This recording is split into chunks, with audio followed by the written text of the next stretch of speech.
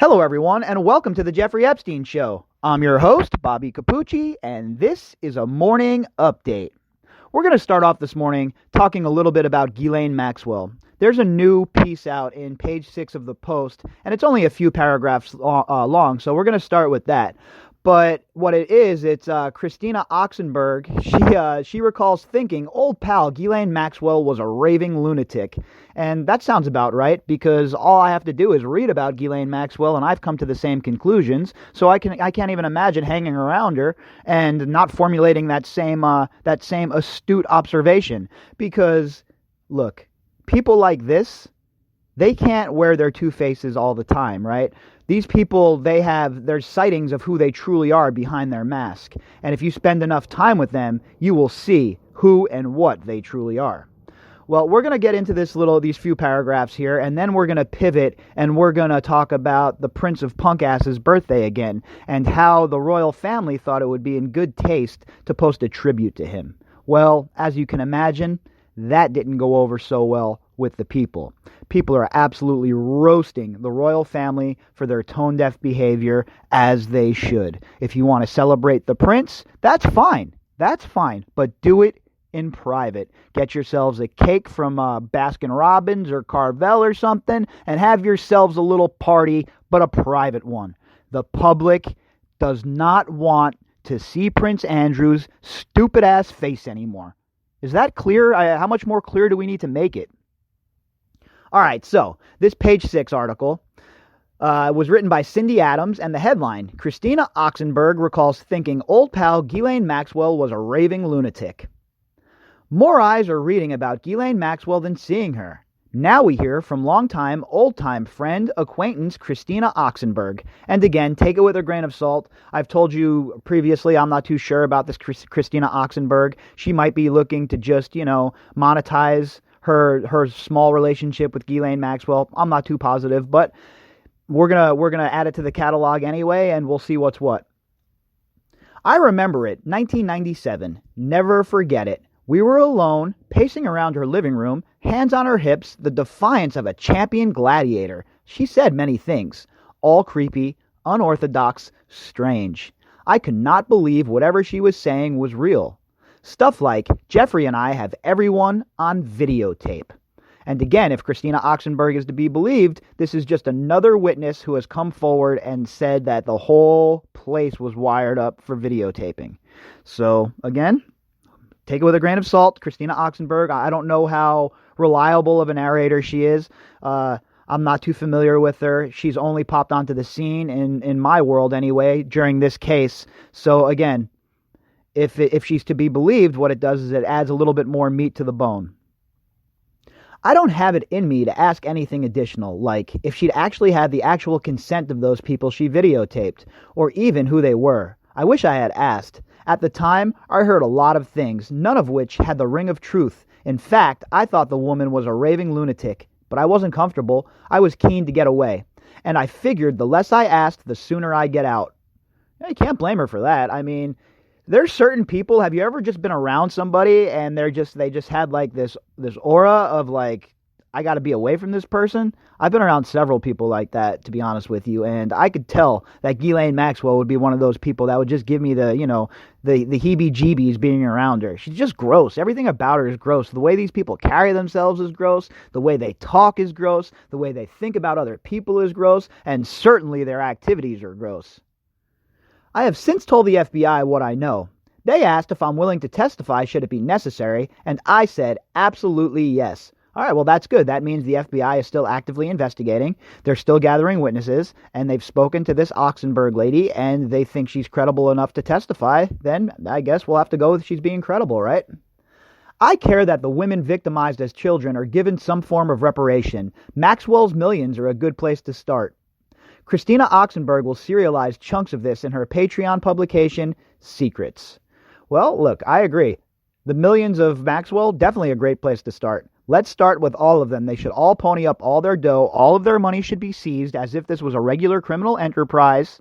Okay? All of it should be seized, and then it should be put into a trust and pieced off by an independent commission or an independent executive team or a team of trustees. Not Epstein's team, not the government's team, but an independent team. All right, so we're going to move on to the other article. This one's from Fox News by Melissa Roberto. Royal family posts Prince Andrew birthday tribute, sends fans in an uproar for tone-deaf move. Fans are slamming the British royal family for posting a social media tribute to the Queen's embattled son, Prince Andrew, in honor of his 60th birthday, as they should be. The people are tired of it. Not only has he been cavorting with people like Epstein and Nygaard, but you rub our faces in it on a regular basis and tell us to enjoy it. Well, the party is over. We don't enjoy it. We're not going to enjoy it. And we don't want to see your ridiculous son have a tribute on a public forum like Instagram. Early Wednesday, the royal family's official Instagram account shared 2 photos of the Duke of York months before he was ordered to move his private offices out of Buckingham Palace amid the Jeffrey Epstein scandal. Again, who's in charge of this? Amanda Thirsk again? Is Amanda Thirsk over there laughing away, eating peyote and just posting tributes because it's a good time? Because you have to be on some hallucinogenic to think this is a good idea, right? On this day in 1960, Prince Andrew was born at Buckingham Palace, the first child born to a reigning monarch for 103 years. Happy birthday to the Duke of York, the caption reads. Oh, give me an absolute break. Who cares? Nobody cares about this man's birthday, and nobody cares that he was the first child born to a reigning monarch for 103 years. Big deal. Why don't you add in that little blurb, and also accused of being part of Jeffrey Epstein's sex trafficking ring and having sex with an underage trafficked girl? Why don't you add that to your caption? The first photo shows Prince Andrew as a smiling infant in the arms of a woman who appears to be Queen Elizabeth II. The second appears to be a current photo of the Duke. Fans quickly urged the British royal family to take the post down, calling it inappropriate given Prince Andrew's alleged ties to late convicted sex felon Epstein, pedophile Epstein. Yeah, you think? Of course they want that brought down. He's a representation of the English people. He is a representation of the English crown. And for the English royal family to throw this in people's faces, it's absolutely disgusting. I mean, what do you think Virginia Roberts thinks seeing this? How do you think she feels? This guy who is credibly accused of abusing her as part of Epstein's sex ring has his face plastered all over Instagram with people, talking about how great he is, about, oh, it's his birthday, we're going to celebrate it. I don't care what the day is. Men like this should never, ever be celebrated. I am not sure this message is appropriate considering what he has been a part of, one follower commented. Yeah, that's for sure. Happy birthday, PDO, Pedo, Andrew. Now go to the FBI. The party is over, wrote another. That's a good one. That's definitely my kind of person with that post.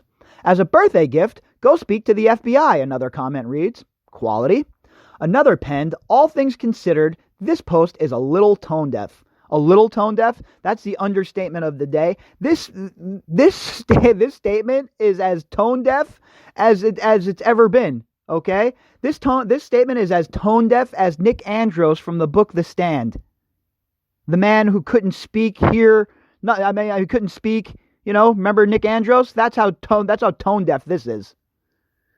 The Instagram tribute was also dubbed awkward by many. Dozens of replies also referred to Princess Beatrice and Princess Eugenie's father as a pedophile. Again, I'm not down with that. Even though it's factual, I'm not going to hammer these kids, Beatrice and Eugenie, unless they're involved some way in this case. I'm not a hatchet job kind of person. I'm not a big fan. Look, and I don't even take any joy in smashing Prince Andrew like this, to be honest with you, but it has to be done. So I'll leave the kids out, the commenters on Instagram. If you're one of them out there listening and you're abusing this guy's kids, stop it. Take a step back.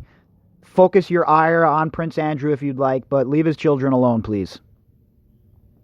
Prince Harry and Meghan Markle, who continue to keep fans on their toes with their recent jet-setting around North America, are not expected to attend a celebration for Andrew's milestone birthday. A UK-based broadcaster, Neil Sean, told Fox News. Has nothing to do with jet setting. They're not going because Meghan Markle thinks that Andrew is gross. She thinks he's disgusting, and I do not blame her. A mole told me it's an open secret they declined the invite, but it's not very nice for the Queen as, whatever people say and think, he is still her son and she wanted her close family around her, Sean said.